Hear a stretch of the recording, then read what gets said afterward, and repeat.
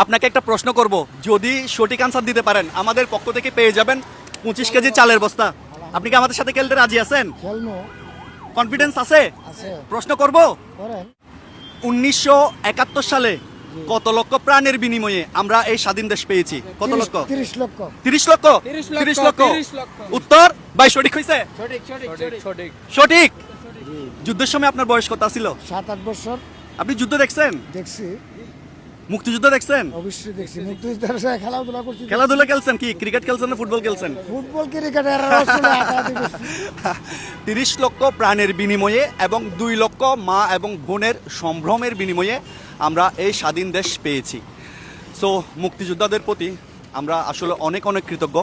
তারা না থাকলে আমরা এরকম মুক্ত আকাশে মুক্ত বাতাসে নিঃশ্বাস নিতে পারতাম না। এই দেশের সিংহপুরুষ শহীদ মরহুম জিয়াউর রহমানের সুযোগ্য পুত্র রাষ্ট্রনায়ক তারেক রহমান এখন এই দেশের ক্ষমতায়। 36 বছর পরে আমরা স্মার্ট এবং সুদর্শন একজন পুরুষ প্রধানমন্ত্রী পেতে যাচ্ছি। আপনার প্রতি আমাদের অনেক আশা এবং অনেক ভরসা, অনেক বিশ্বাস। আপনার হাত ধরেই আমাদের এই সোনার বাংলা এগিয়ে যাবে, ধীরে ধীরে এগিয়ে যাবে। আমরা আবার পরিণত হব নতুন বাংলাদেশ এবং আমরা আবার কি নতুনভাবে প্রাণ ফিরে পাবো।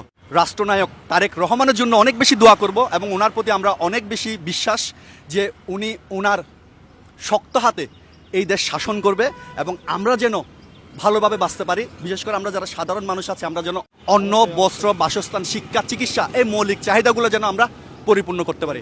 সো উনি সাধারণ মানুষের জনগণের হয়ে কথা বলবেন। চাঁদাবাজি থেকে যেন বাঁচতে পারি। হ্যাঁ, দুর্নীতি, চাঁদাবাজি এগুলোর থেকে যেন আমরা দূরে থাকি।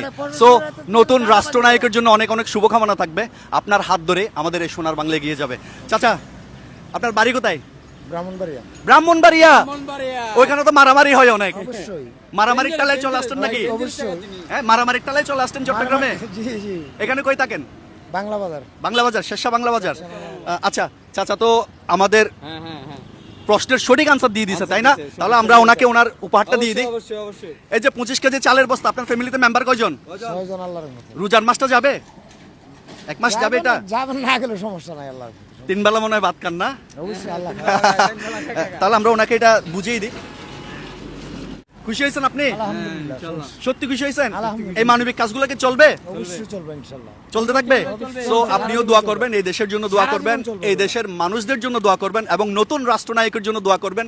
উনি যেন শক্ত হাতে আমাদের এই দেশটাকে সোনার দেশে পরিণত করতে পারে।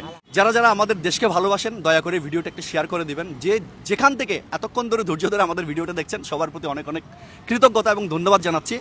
আর আমাদের এই মানবতার গল্পগুলো যদি ভালো লাগে একটা শেয়ার করে দিবেন, যেন